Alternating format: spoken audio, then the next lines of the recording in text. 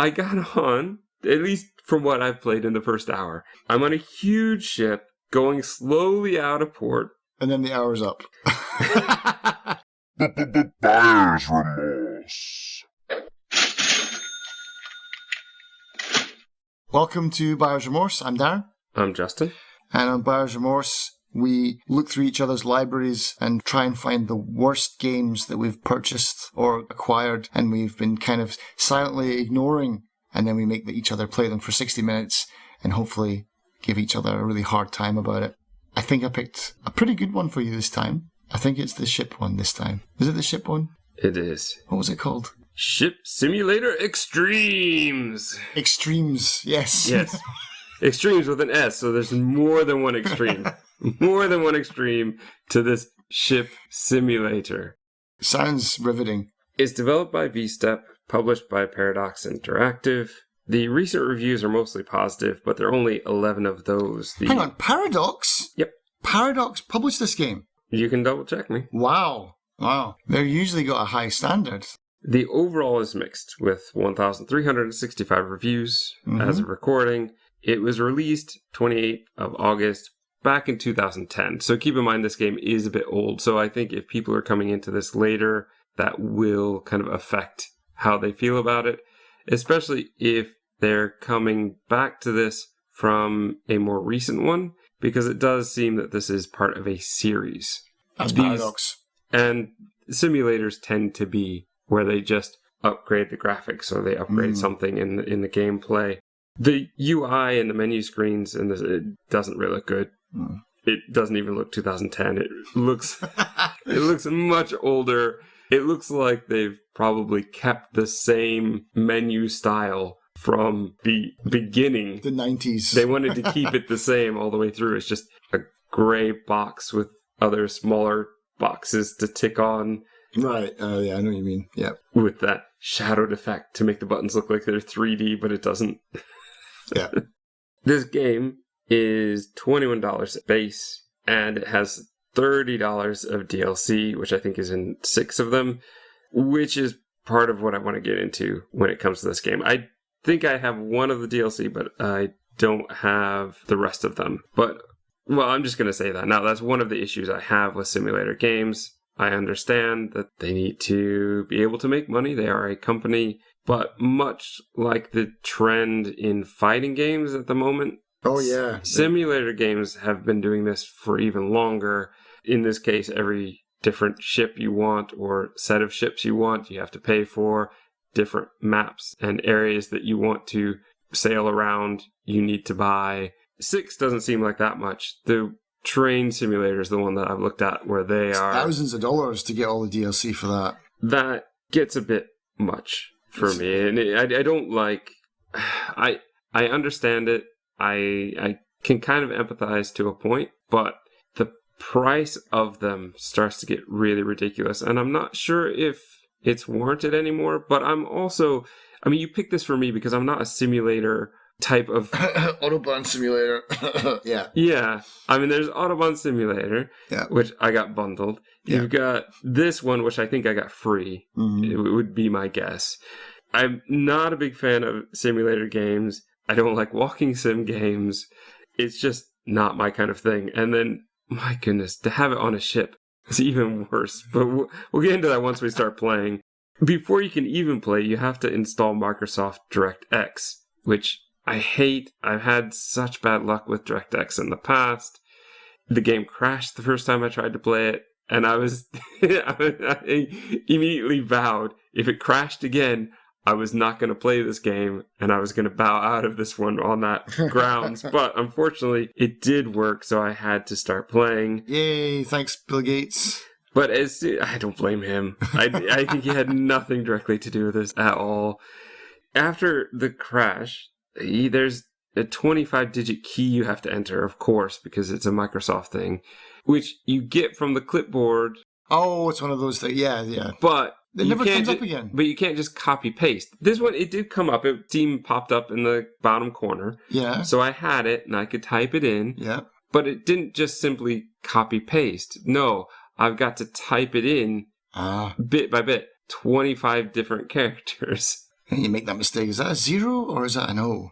I don't think there's anything that bad in it, but it's just a frustration that it just doesn't need to be here. I've seen those pop up. Those pop up sometimes for games that are maybe on like another platform, like the Ubisoft one or the EA one. I've never actually had to, they say you might need this, so copy this now. But usually I've never had to use it before. No, this one I had to. I couldn't get in until I did.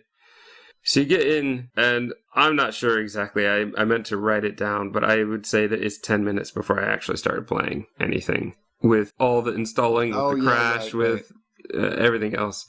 Plus, you're going through a menu where you choose from campaign to free roaming to single mission to multiplayer. And then once you get into campaign, you have to choose tourism, Greenpeace, care, pilot, customs.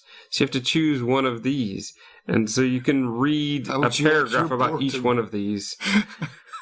So basically, I started with campaign because I figured that made the most sense. And then the first one they offered was Greenpeace. So I went to Greenpeace and I went into the first mission, which was called Chemtrails. In Chemtrails, you get these little objective pop-ups sort of at the top left of the screen that says what your mission is supposed to be. Mm-hmm. So the first thing it says is maintain course and exit port. But it doesn't teach you how to do anything. Yeah. What you're looking at is you're looking at the boat from the back. That's the default where you start. But in the bottom right are all sorts of other things that you can choose from. There's an anchor that has everything to do with pushing and towing, anchoring, and I think there's one other thing there. There's a camera where you're choosing, do you want to be in this angle? Do you want a cinematic angle where there's this huge recording movie camera that you can spin around, but I never figured out how to make that properly work. There is a photo mode, so you can, I guess, take a picture to save for later. There is the mode where you can be in the cockpit. But here's the thing, I would never choose that one because a lot of times the controls were off screen or you could barely see them, or they didn't look the same as the ones you got when you were out looking down on the ship. Okay. I was going to say, I thought the cockpit mode would probably be the best, but... Should be for a simulator game if you're really wanting to recreate actually getting to pilot the ship around. Yeah. But no, it's not. It's the worst.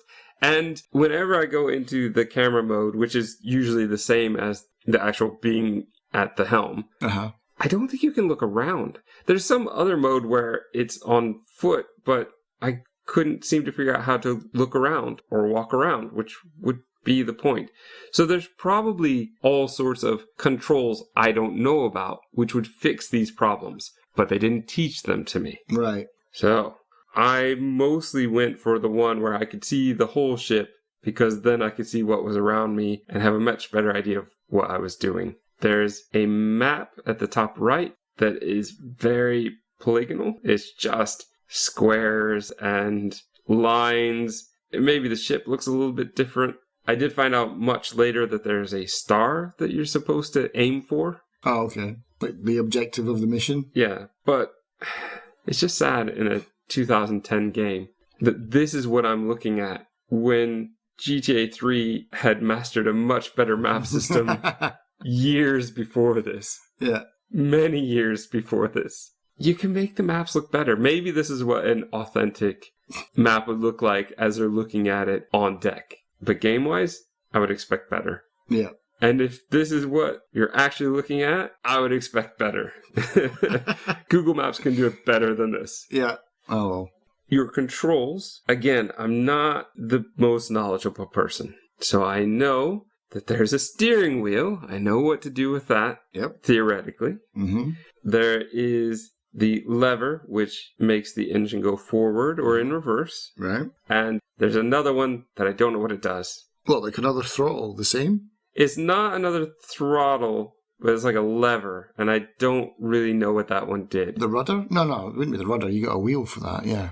I suspect that it's for trawling, like when you're near the port and you only want a little bit of energy. It didn't really seem to affect most of what I was doing, but not much would.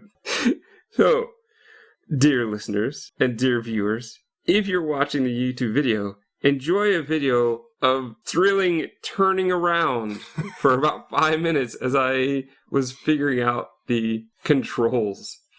I was using, again, maybe there's a better system for this, but I wasn't told, so I was using the mouse, and you can turn the wheel, the steering, and there is a good indicator just below it of where is it as far as it all the way to the right, left, and then getting it right in the middle so you know if you should be going forward. And with anything navigational on the water, you have to think ahead, right? As you're turning, you want to stop turning before you get to where you're going. This is not a GTA car. You have to think about this. This is a ship simulator, so it's not going to turn on a dime. You have to slowly get around. So slowly turning around because I accidentally went backwards and the wrong way. And what I found very early on and throughout the game, at least my hour that I played, is that the mouse control doesn't always do what you're wanting it to do. So you're turning a wheel with the mouse. And so sometimes I would get it to turn left like I wanted to, then trying to get it to go back right. You would see the little indicator below it going to the right and then suddenly going back to the left again. And so I didn't know if I was supposed to be spinning the cursor as though I'm spinning the wheel, if I'm just supposed to be taking it left to right, if there's a specific way I'm supposed to move it to make it work. And I never quite figured it out. It always felt a little awkward. I just beat it with perseverance. And the game is not fast. You're on the water. Yeah. So much like any war movie that's on the water, I tend to find them a bit slow and dull. But the thing is, they're not as slow as they would be in real life. Like they're cutting it. I think the ultimate one for me was it Master and Commander? That had the Russell Crowe and... I only remember the joke from that movie. What was the joke? The one about he's got to eat this weevil or that weevil, and so he picks the small one because it's the lesser of two weevils. You would remember that one. I have completely forgotten that one. So I do think it was Master and Commander with Russell Crowe. It felt like they were trying to make it as real as possible. But boy, it just felt so slow to me. And so it's not a Pirates of the Caribbean then? No, that's the only one that I think has really gotten it as far as movie-wise. You need to speed it up to make it more exciting. Yeah. It makes sense to have it slow because that's the way it would really be. But my goodness, it can be bad in a movie. Imagine actually doing it in a game. Like I have to get from here to exiting the port. Took me ages just to turn around, and then I'm gunning it at an exciting 25 miles per hour, let's say. Now, it's probably not. It's probably faster. But the thing is, when you're in a car, everything seems to be flying by you right next to you. But when you're in the water, you just don't see that. Yeah. You see everything off in the distance, slowly moving in parallax game fashion. So you don't get the same feeling of speed. And I've been on ferries that I know were very fast, but they didn't feel fast because everything just feels slower. And that's part of my problem with this game, is they call it Ship Simulator Extremes. But what extremes are we dealing with here? This is not a James Bond water fight on the Thames in super speedboats. I mean, there are, I think, some speedboats you can get onto, but it's not that kind of game. I got on, at least from what I've played in the first hour, I'm on a huge ship going slowly out of port. And then the hour's up. Well, we will get to that. But just getting out there, like I'm at my, I think, 20-minute mark by the time I finally got to that part. The objective, once you exit port, is to find the boat that is dumping barrels into the ocean. There's only two that I can see, what looks like a ferry, and then some container ship that's much further down. So I'm hoping it's one of these two, because if it's not one of these two, I am out of luck, because I cannot see anything else, and I don't know if I totally messed up and was meant to go the other way. Right. I think it was about this point, 20 minutes in, that I do get a cutscene where the camera zooms in on the container ship, and we can see guys throwing barrels into the water. throwing so many barrels, just nonstop until I can stop them, basically. Right. I am now supposed to release a small boat. It gives me an instruction that makes no sense because I don't know what the types of boats are called. It says, like, drop the RHIB, and I go, well, I'm hoping it's one of the small boats. Because if you click on an arrow, it will give you more precise instructions, where it will say, our boat is too big to catch up to them. We need to get into a smaller, faster boat. So I get into the smaller, faster boat, and I do catch up to them. Granted, there's a whole lot of extra time where I had to figure out how to get the boat in the water, and then how to get onto that boat. Right. There were a number of times where I just kept looking at the side of the boat, and I didn't know what I was doing. There's just a little arrow you're supposed to click on, and that will make the boat go on the big one, on the water. So you don't get any animation of it going in. It's suddenly just, it's there. Right, yeah.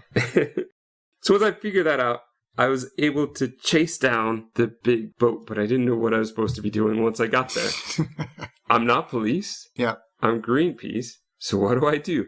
I have no idea. And the game failed me on this because the objective didn't change. It just said, catch up to them. Well, I caught up to them, and nothing happened. So I went around to the front of the boat. Nothing happened. I went back to the side of the boat, I think, at this point, where they were throwing the barrels. And this is where my boat got flipped on its side and was stuck to the boat. Nice. That's the objective. At one point, I was able to get it to move, but it actually just flipped upside down for about 3 minutes, I think. So if there's actually humans in this little boat, they are dead because none of them popped up. Yeah. I was able to get it to go back, but only back onto its side. And then I seemed to be stuck to the big boat, and I couldn't do anything. And the objective still wasn't changing. Get close to the boat. I can't get any closer. I'm on the boat. I am attached to it at this point. Luckily, there is another one back on the Rainbow Warrior. So I go to the Rainbow Warrior, I drop the other little boat, and I catch up. Now, I don't want to get attached to it again, so I need to do something different. As I'm getting close, I clip through the ship, basically. The container ship. I totally clip through it. Like, well, I can't get any closer than this. And suddenly water starts being sprayed out. So they're trying to stop me from being around. Okay. And the objective changes and says you need to stay with them. Well, it didn't change for a while. So there's a whole bunch of me still trying to get in the way of the giant boat. Or I didn't want to get attached, though. So I was keeping my distance a bit more this time. Well, except for when I clipped right through it. There's also the camera function, so I thought, oh, right, well, I'm going to take pictures and prove that they're doing it. And getting the narrow window of the camera function to be at the right spot where the barrels are being dropped was very tricky. I did it, that wasn't it. Eventually, when they started spraying me, I got the objective to finally change to say you need to stay with them long enough to discourage them from throwing them. So I had to stay for 30 seconds. Okay. And actually I did that, and that was pretty easy. But now, you've got to go back, take the small ship back to the big one. So, after a bit of floundering around, because I got all turned around and had no idea where the original boat was, I realized there was a green star on the map, so I headed towards that. I was able to get there, clipped through that ship, took again a while to figure out that, oh, I just need to click on it and do this, switch the arrow direction. I click on it and I'll switch the arrow direction. Boom, now it's on top. Oh, okay. But I can't finish the mission because the other one is still stuck to the other ship. I am about 44 minutes in and I cannot finish the mission. One mission, the first mission. And there's no way for me to unstick that boat. It's just there. And there's no point restarting because it'd take you 20 minutes to get out of port again. Right. So what I did is I just exited. So, okay, let me just do one single mission. And guess what I find in the single missions? The tutorial. Oh, there you go. They put it not in the campaign, but in the single missions, which is not the top thing on the menu. So, let me do some tutorials. I'm going to start off in a fishing boat, and I need to get my boat first unmoored, so they taught me how to do that, and then follow the green star, so I now know for sure that this is where I'm supposed to go. There's a circle that is your destination as well on the compass. And so there's an empty circle and then a full circle. The full circle is always the front of the boat. If you can turn the boat until the empty circle encompasses the solid circle, you know you're headed in the right direction. Right. That's actually very good. It's a simple thing that I would like to see used a bit more. That works very well. And, well, once I could get out into open water, getting out of the port is always like just such a challenge. Like in any game, getting out of a parking spot, you don't have a feel for where you are around you. And with a boat, you're going to start right next to a wall. So that's always going to be a bit of a problem. But once I got into open water, it was no problem. I was able to get to that area. And then suddenly, I'm a different boat. Because they want to teach me about this bigger boat and how to drop the smaller boat into the water. Stuff that would have been useful in the previous one. And you have to get them both to the same spot. And I was able to do it. No sticking to the side of other boats? No, not this time. Though it was a bit tricky. The little one, for a long time, I was convinced wasn't moving at all. Until I got to the big boat and then could see that it was moving. Right. You then switch to a tugboat, where I pulled a yacht to a particular point. It was okay. It was a little awkward at first. I got it there, but then I'm told to anchor my ship. And when you anchor, there's supposed to be a blue ball that's supposed to appear on your ship, and you click on that and it will anchor. I never got the blue ball to appear. I just never got it to happen. A similar mechanic was done for the mooring, where I think it's green if it's attached, and you click on them to unmoor them. Same thing when it comes to towing that yacht. So I know that the function should work and I know what it should look like, but I can't see it. I just can't see it at all. I never figured it out. I had tried to do it in the Greenpeace one too, because I knew once I left the big ship, then it could just keep floating on, and I wanted to anchor it down, but I couldn't get it to work. After an hour, I still never figured out how to make the thing anchor. And that's a bit disappointing. I think that that's a rather important function. It's kind of, the whole point of a boat. So that's pretty much it. That's Ship Simulator Extremes. Sounds pretty extremes. It's not. I mean, it's extremely boring. It's a ship simulator.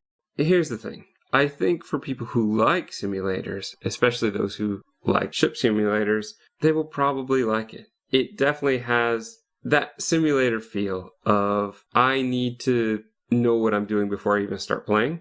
Right. And I need to know some of the terminology before I start playing. I'm okay on this one, but there were still, like I said, a few things I'm not sure what it was for or what I was supposed to be doing with it. I think people who have played later ones would probably not want to go back to an earlier one, but people who played earlier ones might want to come up to this one. Right. And maybe it will have areas that people will be interested to sail around. I think that is the majority of, I mean, I could be wrong, but it feels to me like a majority of why people would want to have a ship simulator that is meant to be in the real world is to sail around areas that they would want to see or that they would like to remember. I'm not getting that feel from this one. I mean, has it got a free roam? There is a free roaming. I didn't try it, though. That might be worth checking out, just to see if you can maybe sail past, like, I don't know, like Statue of Liberty or something like that and see what's going on. Yeah, Paradox was actually in the news. They were making some headlines recently because people were sick to death of their overpriced DLC and rushed content that's full of bugs and not up to par. But yeah, this is what Paradox does, man. They put out a game and then they just release endless amounts of DLC for them. It's just not my kind of game. I want to get into those games as well, though. Like, Flight Simulator looks beautiful. But all right, so I think Flight Simulator 1, you're going to be moving faster. Yeah. I think that's my biggest thing, though. Why call it Ship Simulator Extremes when really sailing is meant to be a relaxing activity for the most part? Right. Especially this style. We aren't racing. This isn't ship racing extreme. Like, what's that? The greatest catch or whatever, like 20-foot tidal waves and stuff. Like. Well, I don't know. Maybe we get to that. They didn't start me on level 1 with that, thank goodness. Right. But I had a beautiful sunny day.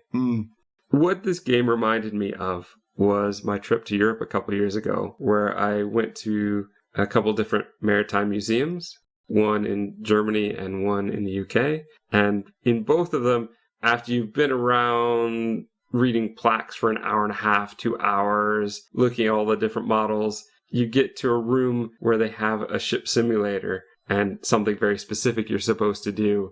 There's something that's lesser as far as the gameplay in those, but that's more fun. One, I need a break from reading and learning. I just need a break to just do something different.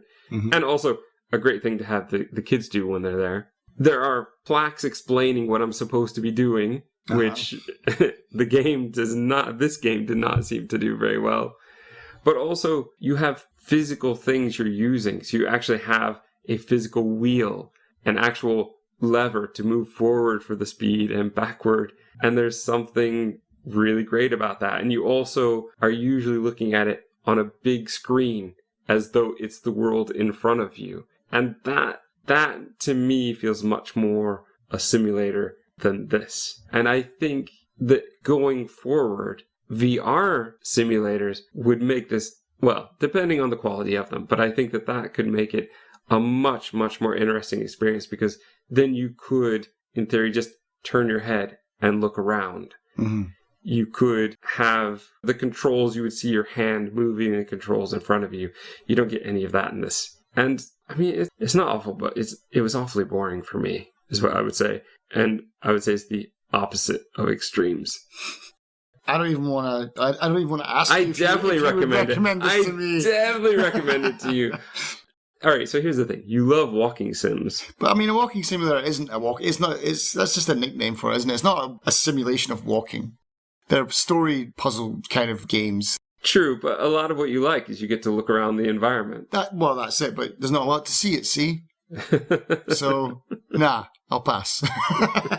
So you say you want to get into the flight ones, but you also want to get into like the train ones? I don't know. I mean, there's something relaxing about them, definitely. Or truck driving? I've got one of them. No, I don't have the farming one. I've got the truck driving one. I don't know if it's the American truck simulator or the European one. I tried it. I couldn't even park the thing, man. I managed to flip my lorry over on a highway. It was a complete disaster. But yeah, I'm not very good at those simulators. But yeah, the flight sims, like I know people they've got like the whole 3 monitors, the flight controls, the stick, the steering wheel thing. The whole thing, just the whole kit, must have cost thousands of dollars, just to get it all set up, just to play a flight sim. These people take it very seriously. And for those people, again, I might suggest it, but the thing is, there's got to be more recent ones that are better ones, yeah. Better in graphics and probably better in controls. And that's the thing with a lot of these simulators, is it's kind of like, well, once it's made it to a certain point, it's maybe not worth going back to the old ones anymore. And I can't imagine why you'd really want to if you could play something that's more recent. Unless you're getting it for free or getting it bundled somewhere. But otherwise, I would say probably you want to find something a bit more recent. Right. And so tags for this one is going to be fairly straightforward, I think. I would put maritime, simulation, and I could put relaxing. I mean, it was a bit frustrating. Like, the controls are a bit frustrating. I think once you got it, though, it's just so slow. I just don't see it being like a platform jumper where you have 400 things all coming at you, or a boss fight, or a puzzle that's really going to frustrate you because you just can't see it. You just get on a boat and you do what it tells you to do. Once you know what you're doing, and I think that it would take a little while to make sure you know all the skills, and you may have to look up some instructions or some playthroughs, some tutorials to really understand everything you're supposed to do. I think that it's going to be such a slow-paced moving game, because even at max speed, it doesn't feel very fast, that I just think it's a fairly relaxing game. Do you think that's the reason why these games are pretty popular, though, is because they are relaxing, repetitive games to play? I would definitely say so. I think that's got to be part of the appeal. I mean, that's the reason I never really got into flight simulators to begin with. I wanted to. They looked really, really interesting. But when my friend had it and I started playing and realized I had to do the whole flight. Yeah. When you're in real time, I lost interest very quickly. Like, oh, wait, this is a 4-hour flight. And I have to do this whole flight? Can't I just skip to the part where I get to land? Because I'm not really going to get to do anything much for the next 3 hours, except occasionally move to the side or move a little bit up. Like, no. The idea is you get the feeling of what it's really like to fly. Like, oh, this is not a fun game for me. I'm glad I didn't become a pilot. I think if you're doing it for real, that's different. And if I was training, I know that what you're talking about, those rigs, they have some of those for actual training. That's a different story. If I'm actually training to do it, but that was my thing. If I'm not actually going to be learning, if I'm not actually going to get to use this information later, then I'm not sure it's really worth me spending 4 hours at a time when I could be watching 2 movies or playing a small game in that time. Well, you can watch the in-flight movie while you're flying in your 4-hour flight. I don't think that's how it works. Maybe I hope that's not how it works. But maybe in Flight Simulator world you can do that because, yeah, I guess you could listen to a podcast or something at the same time. Yeah. Maybe I will get into it in the future, but I think at the moment I want to play things that do feel a bit more extreme than this. So, Buyer's Remorse or confirmation? I think for anybody who loves this kind of game, and feel free to comment, you can say that you love it, you can say that it's great, but I was pretty miserable with this game. The clipping through the boats and just the slowness of getting there. I wanted it to be a GTA boat getting there really, really fast, or helicopters shooting at me and me shooting back. This is just not my thing, and I'm gonna say it was Remorse. Remorse. Yay! What game did I give you this time? Actually, this was a game that was on our curator page, on the Filling in the Gaps curator page anyway. I added it, and then you saw it, and you're like, hey, play that. It's a game called Pour There. I don't want to get crucified for talking out of place on the water physics games, but... And like a little on-screen map, and it's like sand or whatever. What you got to do is place bombs, which will then blow up the terrain, so that you can then create a kind of tunnel to get to these ducts. Are you saying ducks like quack quack, or ducts as though like aqueduct? Rubber ducks. Okay, that's what I thought you were saying at first, but then I started thinking maybe he's talking about like aqueducts, and I'm the one who's confused. But that would make sense for a water game, wouldn't it? Yeah, so... All this and more in the next episode of Buyer's Remorse.